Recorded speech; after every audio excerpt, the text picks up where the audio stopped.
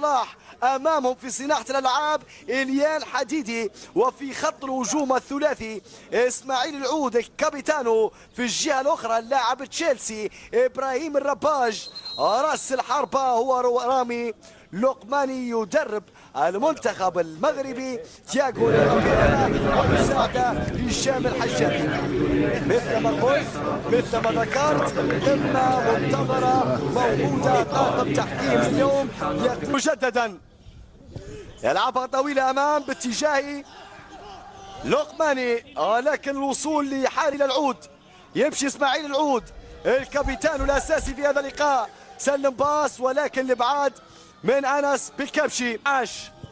يلعب كرة للأمام في ظهر المدافعين. يحاول العود ولكن الوصول لنوبالي. جريتا كبيرة من الكابتن نوبالي داخل المنطقة. راسية وإبعاد من حديدي. يحاول لقماني شد أخير. الحكم يشير لشيء. السلام على المراوغة. ما زالت الكرة. العود استلام. العود يمشي بالكرة. اسماعيل لاعب فالنسيا لاعب الخفافيش. هل سيفعلها من البدايات في وقت ياخذ له مكان زميله محمد حبيب؟ سلمها لمحمد. يعود بالكرة لإليان. إليان عودة مميز باتجاه بن صلاح. الرباج بلمسه واحده باتجاه لقماني.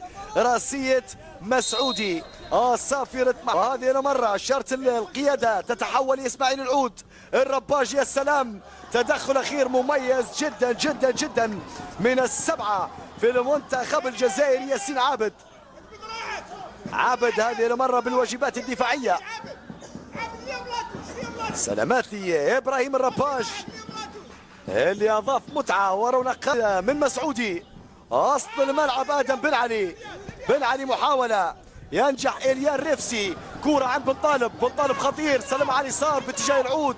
العود استلام. اسماعيل لاعب فالنسيا لاعب الخفافيش. عوده للاعب اندرلاخت محمد حبيب. وقت الاوفر وقت العرضيه خطيره. رباج كنترول. رباج مهري. رباج عرضيه الرباج. راسيه وابعاد.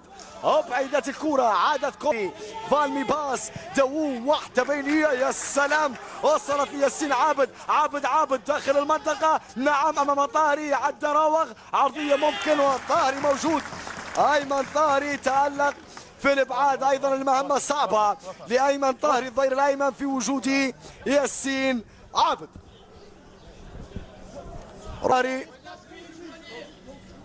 يبحث عن الزميل باتجاه رامي لقماني. راسيه وصول للرباج. طولها على نفسه. ابعاد صافي. يلتقي فيها المغرب والجزائر في لقاء كان قبل هذا اللقاء مصر وتونس. كرة من طاري للرباج. رباج يا سلام. رباج بينية يا عيني. وصلت للقمان. عرضية. ماذا يشير حكم اللقاء؟ هدف مغربي أول. هدف مغربي أول.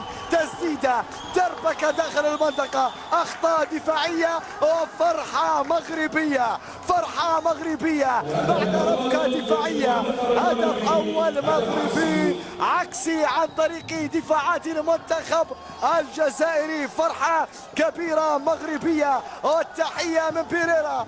التحية من القائد الفني للمنتخب المغربي. الفرحة عند الجماهير المغربية هنا في مدرجات ملعب الاتحاد العسكري. والحكاية نعم بالرقم 17 واللبسة الجميلة نعم عند الرباج. الرباج سلم بينية مميزة لرامي لقماني وهذا ما ضرب دفاعات الجزائر.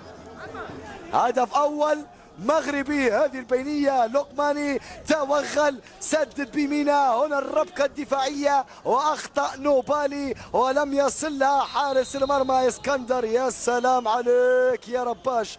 يا سلام عليك يا إبراهيم يا رباج. إبراهيم الرباش كسر دفاعات الجزائر بمهارة فنية وببينية رائعة رائعة رائعة باتجاه لقماني. هذه العرضية لا وجود المهاجمين ولكن نوبالي أخذ مهمة المهاجمين.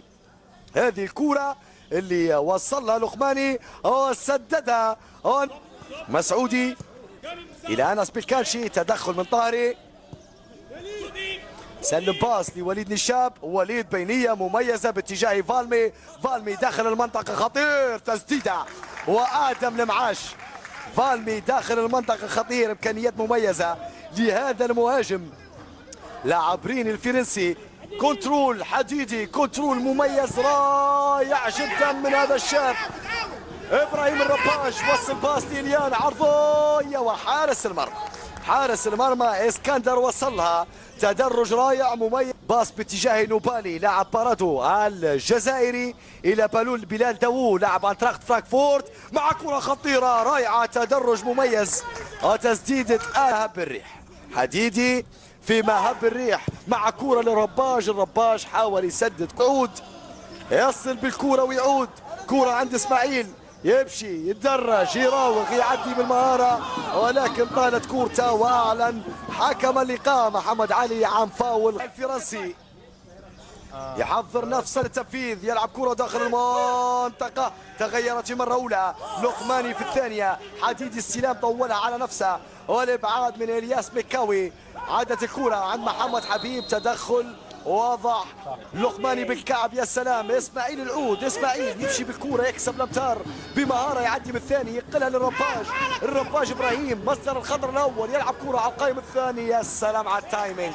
باس لانس بيكانشي، بيكانشي يلعب اوفر عرضية، اخطا سودي في الابعاد. نوبالي تسديده ولكن الى خارجها. ظهري واحدة للامام للقماني، نسخة كربون اغلب الكرات في التنقل في التكتيك. واحدة هوب هوب هوب طويلة لرامي لقماني المحطة وسلم الكرة لزملائه. تفريغ للمساحة بطريقة فنية تكتيكية مميزة. حديدي إليان إلى محمد حبيب، عرضية لقماني خطير في الراسية ولكن تواجد دفاعي. بلال داوو، بلال عودة للخلف، بلال يلعب بالنار، بلال مع اسماعيل العود. يا سلام يا داوو، اسماعيل يصلها بتاكلينج شرعي. اسماعيل والوصول لمكاوي، صافي وصلت لفالمي تركها لي نشاب ياخذها مكان الظهير الايسر. انس بيكانشي، انس يصل الكرة، موه باص رباش ذكي ووليد نشاب شاطر وصل للكرة. نشاب روغ عدى بالمهارة، نشاب يرفع راسه يلعب كرة، يا سلام يا سلام يا سلام، ولكن ضيعها بلال داوو. نشاب مميز جدا، وليد اللي امامنا على الصورة رائع بالمهارة في الواجبات الهجومية، بالجرينتا دفاعيا يصل للكرة، سلم بينية رائعة لمحاربي الصحراء. بلال داوو حطها على اليمين، طولها على نوبالي ولكن وصلها، راوغ والكرة طالت لمسعودي، يانيس مسعودي للأمام. فالمي يحاول وإلاك آدم يحميها صح وتوصل لآدم. يمتلكون نضج فني تكتيكي، لذلك بالتأكيد نستمتع سويا بهذا اللقاء. هذا تأكيد من اسماعيل العود، سلم الكرة للرباش، إبراهيم الرباش روق عدى سدد. يا سلام يا سلام على الكرة الأخيرة، ويا سلام على الإبعاد من اسكندر. كرة ما زالت مغربية، يصلها مسعودي موه، مسعودي حطها على اليسار عند أنس بيكانشي، عودة لإسكندر. اسكندر أبعد الكرة إلى خارج أرضية الملعب. كرة مغربية أخيرة رائعة، والتسديدة اللي كانت من إبراهيم الرباش انبر لها اسكندر بالطريقة المثالية. إلى إلاكي آدم، إلاكي طاري واحدة بالكعب يا عيني، وصلت لإبراهيم الرباش. رباش عدى بالمهارة، رباش يمشي بالكرة، رباش فرصة الثاني. يا سلام يا سلام يا سلام يا سلام يا سلام، من كل بستان زهرة ومن بستان المغرب يظهر الرباش بمهارة كبيرة، يغازل كل من يتابع، يغازل كل من يشاهد. إبراهيم الرباش كان وراء الهدف الأول، وإبراهيم كان وراء الهدف الثاني بمهارة منقطعة النظير. نعم سجل لقماني، نعم صاحب الهدف لقماني، ويحسب للقماني تكملة للكرة، لكن الرقم 17 إبراهيم الرباش عدى. يا سلام يا سلام يا سلام، سدد بيسارة، سدد بيسارة، لم تكن قوية لكنها كانت مركزة، ولقماني يكمل مع الكرة. إذا في الدقيقة الرابعة والأربعين أسود أطلس يهزون الشباك في مرة ثانية عن طريق رامي لقماني. لقماني ثاني أهدافه في هذه البطولة وأول أهدافه في هذه. عند نوبالي، نوبالي داخل المنطقة، رصيد محمد حبيب، إليان حديدي بن طالب تأكيد الإبعاد، ياسين عابد يحاول، وصلت للأخطر إبراهيم الرباج، ياسين يا سلام بالواجبات الدفاعية، فالمي بخارج القدم أخطأ فيها، عادت الكرة باص لزملاء في منتصف الملعب، فالمي يا سلام عليك، سلمها لياسين عابد، ياسين مهاري، ياسين داخل المنطقة يحاول يبحث عن ركله جزاء والحكم في العمق لإليان حديدي. حديدي استلام ضرب منتصف الملعب، سلمها للعود اسماعيل العود، روغ عودة تسديده، حديدي في الثانية ضيعها. يا سلام يا اسكندر قوامنديني، اسكندر حامي عرين المنتخب الجزائري يبعد كرة الهدف الثالث.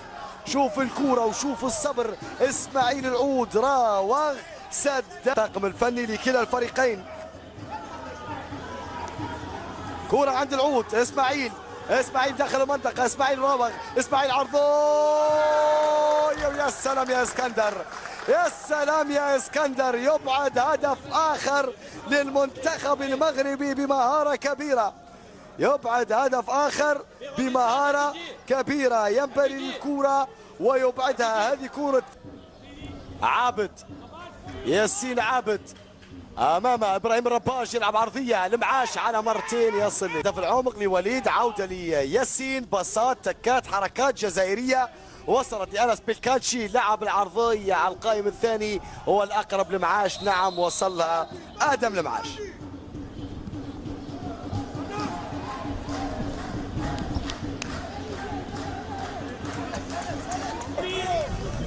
باتجاه ياسين مسعودي، جريني اليان، جريني باص في العمق، بن طالب اخطا في الكنترول فوصلت لياسين عابد، ياسين راوغ، ياسين ممكن يسدد بصوره، تغيرت الكره الى خارجي، بطلق صفرتها، واني الشاب نفذ على القائم الاول، خطيره خطيره خطيره خطيره، ما زال الخطر لكن وصول لادم لمعاش، وصول لادم لمعاش، الكرات الثابته سلاح فتاك يمتلك المنتخب الجزائري. ركنية أولى وركنية ثانية، والخطر على المنتخب المغربي كبير. نصف ساعة شاهدناها. آدم بن علي، على اليسار أنس بيلكاتشي، يلعب كرة داخل المنطقة، هذه خطيرة الى خارج ارضيه، كره مرواني سلمها لفالمي باتجاه عابد، ما فيش اوفسايد، ياسين يمشي، ياسين خطير، ياسين داخل المنطقه، قال هناك ركله جزاء، الحكم لا يشير الى شيء. لا، ماذا تشير يا حكم اللقاء؟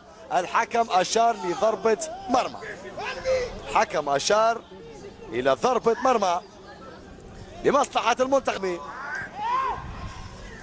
إليان حديدي يمشي بالكره 3-3، تسديده تغيرت من مكاوي وغادرت أرضية الملعب.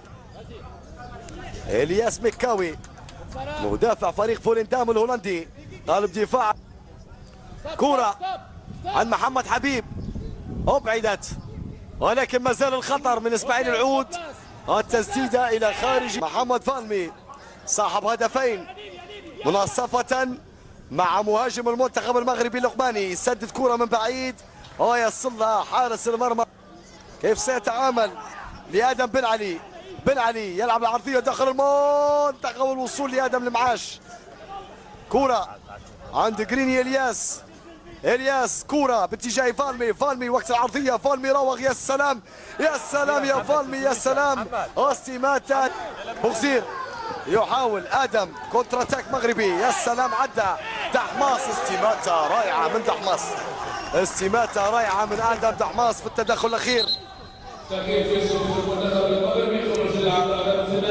البديل جريني إلياس إلى ياسين مجني يحاول تدخل دفاعي من إبراهيم فايق، يمشي إليان حديدي، شد واضح وبطاقة صفراء للمنتخب الجزائري وبالضبط لآدم بن علي. بطاقة صفراء لآدم بن علي لاعب وسط المنتخب الجزائري. إليان حديدي لاعب بينية اوفسايد على مصطاش، اوفسايد على محمد أمين مصطاش المهاجم. يسلم باص لآدم بوغزير، آدم بوغزير راوغ لعب عرضية على القائم الثاني ولكن كرة عند لاعبين المنتخب الجزائري. جريني إلياس باتجاه مسعودي، مسعودي يحضر نفسه للتسديد، مسعودي سدد ولكن إلى منتخب المنافس هو الجناح الأيسر ياسين عابد. كرة عند فايق، الحكم يعطي الادفانتج. إليان يسلم باص، هذه خطيرة بوغزير التسديد وحارس المرمى، حارس المرمى اسكندر كوامتيني أبعد الكرة، أبعد الخطر. إليان حديدي مميز جدا جدا جدا في الكرة الأخيرة، هذه الكرة اللي شاهدناها. مصطاش يصل للكرة، مصطاش ينقل باص لسعيدي، سعيدي البديل في أول لمسة. يا سلام على البينية، بوغزير وديما مغرب، ديما مغرب. أي مرتدة للمنتخب المغربي. إذا في الوقت المضاف بديل للضايع، هدف لآدم بوغزير. يا سلام على المنتخب المغربي، صغار في السن كبار في الإمكانيات الفنية، كرة مرتدة وسعيدي بينية رائعة لآدم بوغزير. آدم بوغزير سجل ثالث أهداف المنتخب المغربي. يا سلام على الكرة، ثالث الأهداف.